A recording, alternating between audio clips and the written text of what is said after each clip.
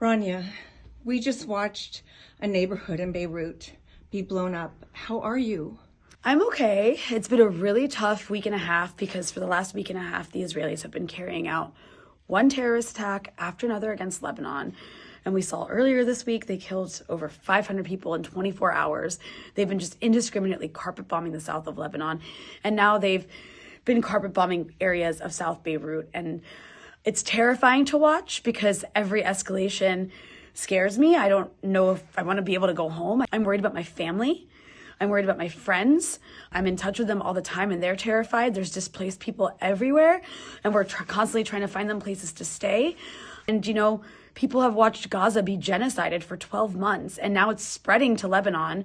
And it's really scary. It's been psychological terror for the Lebanese because Israel keeps promising to turn Lebanon into Gaza. And now they're starting to do that. Well, what do we need to know about Lebanon? Because we know a lot about Palestine and we know we had to be on a learning curve about it because we're lied to all the time.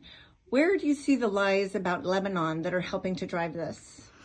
So what the Israelis are saying is that they are just defending themselves. They're always just defending themselves against what they call a terrorist group, which is Hezbollah, and that Hezbollah is firing at them unprovoked, and they have no choice but to go in and destroy Hezbollah, which they say is hiding in every single kitchen and basement and bedroom of every Lebanese civilian.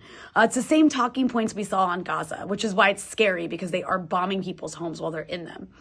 What's important to understand about Lebanon is that Hezbollah is a political party. Yes, the US and Europe and Israel call Hezbollah a terrorist organization. This is not the world. The majority of the world recognizes Hezbollah as a political party, and they are actually elected democratically by Lebanese people to serve in the Lebanese parliament. In fact, they serve in the largest parliamentary bloc in Lebanon's parliament. And they also have a military wing.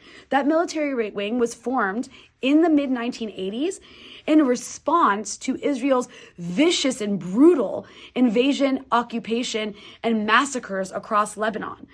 Hezbollah literally formed its Lebanese people in South Lebanon that came together to defend their homes and to defend their land against Israel.